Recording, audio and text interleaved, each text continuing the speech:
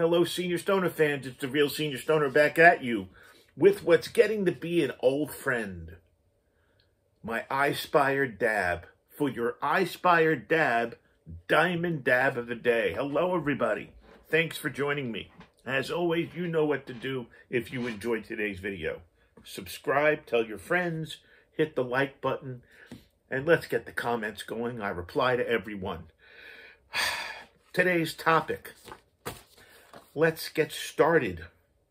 How do we stop feeling sorry for ourselves? We can conquer pain. We can conquer a lot, maybe everything. But how do you stop feeling sorry for yourself while you're conquering everything? Let's get started. Well, there are times when things do not go as planned, right? They're going to blow up sometimes in our faces and do damage we weren't expecting. Relationships, health, jobs, friendships. Guess what? All those things are normal and expected parts of life. Learning to survive and overcome them is not so normal. In fact, that is where most people mishandle those events. And it's usually because of their emotional investment in the outcome. You see, it hurts. It hurts a lot to have any of the things I talked about happen to you. They're drastic changes in your life circumstances. It's painful. But self-pity doesn't do anything to improve that situation or anything else. In fact, you're throwing away valuable emotional and mental energy by doing it, like throwing your cash on a bonfire.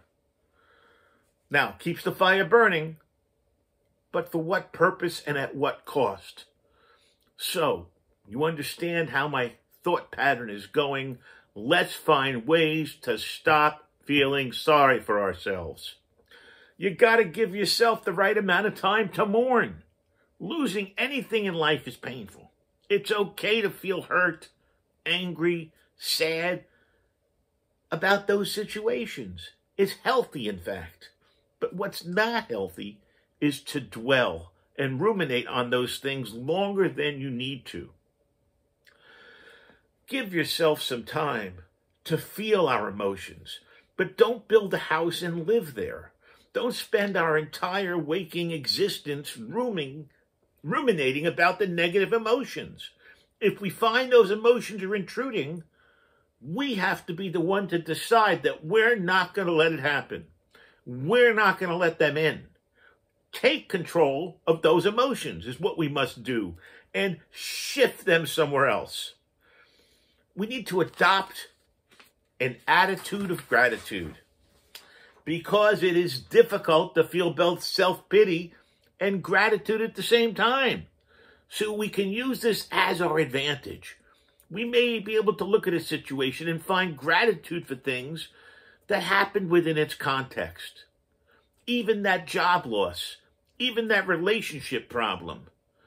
There's gratitude in other areas of our life.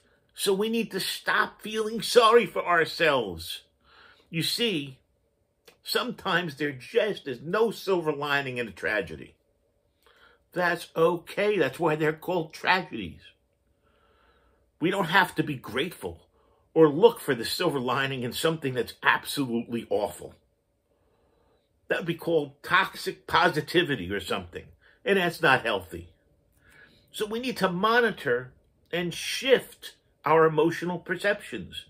The emotions that we're feeling often color the way we perceive anything happening to us. We're more likely to perceive a neutral event or even a positive event negatively if we feel negative. But it would be unusual to perceive a negative event as a positive event while you're feeling positive. Wait a second. Sometimes negative events are negative. But can you keep your attitude positive and optimistic, even through negative things? You're going to feel them, but could they have less of a negative impact on your mindset when they're happening? Yes, because we can channel our energy into finding solutions. The time we spend swimming around in our self-pity, we could have spent looking for solutions or building something better. So let's not waste valuable time on fruitless activities. Even if all you can do right now is something really small, tiny, sliver of a fingernail, do it. You know why? Because we're all looking for ways to make a positive impact on our situation. It gives you back a sense of control that we might have lost when the thing that caused the pain happened in the first place. It'll be empowering for us to take into our own hands and engage ourselves in the problem solving. It's hard to pity yourself when you're energized and empowered to do something to improve your circumstances. And we need to continue to surround ourselves with the right people. And only you know who the right people are for you. And you know what? Maybe as we look to find more people and the right people, we look to make sure that we feed those people the proper things. What do I mean by that? People love to blast problems across social media and other internet channels. Hello? Don't do that when you start being with people. People you talk to for short periods of time, half hour, 4 hours, 3 hours, half a day, they don't know the whole situation you face. They don't know the details that make you you. They don't know what the truth is and what's not. So, the only thing that can be worse than the negativity in these situations is that nobody says anything at all. So, what I'm trying to acknowledge, trying to say and get across here, is that when you're feeling sorry for yourself, you actually have an opportunity. We live in a cyclical world. We've talked about it many times. We have two things when you cross over the top every time: hope and opportunity. So we have to find a way to replace, as we go around, the language of self-pity with the language of self-love. I mean, it just makes sense. Boom and boom, like the seesaw. Seesaw, you're changing. Instead of I'm not good enough, I always fail, and nobody loves me, I am a good person.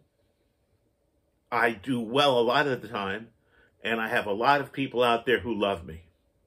See, it's the language of self-pity, because the negative stuff rolls off our tongues.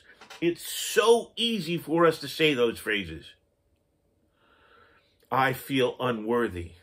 But then you ask yourself, do you really feel unworthy? Was it a seed that someone else planted in you? Was it a parent being unkind to you 55 years ago? Was it a previous romantic partner tearing you down? Where did those thoughts, those negative thoughts and feelings actually originate from? That is the question. That is the bottom line. You see, are those opinions valid? Or are they bullshit? Pardon my language.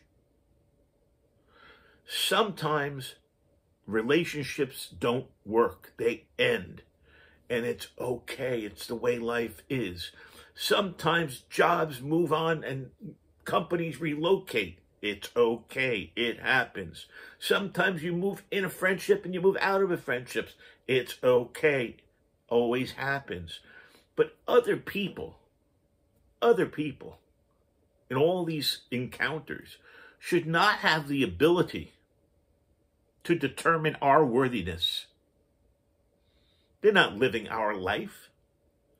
And the chances are pretty good that they got their own issues and they'd have their own discussions with the mirror themselves. Emotionally healthy people don't spend their time tearing down other people, especially people they claim to love. So think about the fact that the words used against you in the past as weapons against you ruminate in our brains. We use them against ourselves. Well, guess what? Those words are not even worth listening to in or out of your brain.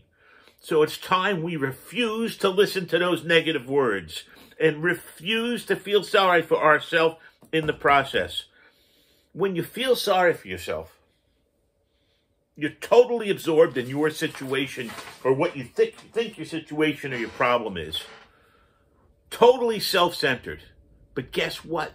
We can interrupt those self-centered thoughts just like that and keep our minds busy by doing altruistic deeds. That's right. We would quickly forget whatever it is that is going wrong because helping someone else is more, much more than a mere distraction. By being of service to others, our brain produces what's called feel-good chemicals. It's called helper's high. In essence, we would feel satisfaction and a mild euphoria from doing something kind for another person or animal or society in general. It's a huge benefit. It's the ultimate distraction because there's actually a biological response that helps us turn our minds to a more positive thing once we do something for somebody else. And it allows us as a springboard to adopt a flexible mindset and start to make change. That is right. Change is constant, but when you can do it, when you want to do it, when you can make a positive change and influence the way you feel, the way you act, the way you see the world, it's an incredible thing. When you realize that what you've changed actually had benefit, that is where the rubber meets the road. You've succeeded. And now you're going to accept yourself more often instead of being critical with yourself so often. And you're going to work. We are going to all work on self now. There's a long-term strategy here. But for today, if we suffered a thought we were identifying as victims and had a low self-worth because of what we thought other people thought of us, guess what? We don't have to be in that survivor mode anymore. We can free ourselves from being victims because now we're going to practice regular self-care and we're going to feel a lot better about ourselves. We're going to be more relaxed about things, and we're going to take the moments of joy, no matter how fleeting they are, and enjoy them and maximize them. Because this is truly the formula for us to find a way to feel sorry for ourselves less. That's what this is all about, after all. Who wants to feel sorry for yourself? There's just no reason to do it. I truly hope everyone enjoyed / benefited from today's discussion. I think it's critically important that we understand where things come from, where our behaviors come from, why we do certain things. And isn't it something that a lot of the things we do and a lot of the ways we think about ourselves are driven by other people and the way they think of us? It's incredible. And it's not just, your parents when you were a kid. It's today. It's everywhere. And we now have the ability. We've always had it. But we now have the ability to turn it around. Here we go with our Ispire Daab, Diamond Dab of the Day. And we are going to turn it around. That's right. Anyone out there who's been feeling sorry for themselves, we don't have to do it anymore.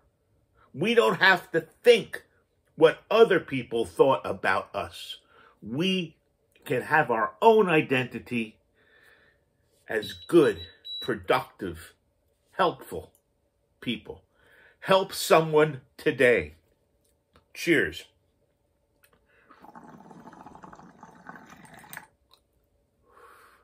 Do something today for someone else.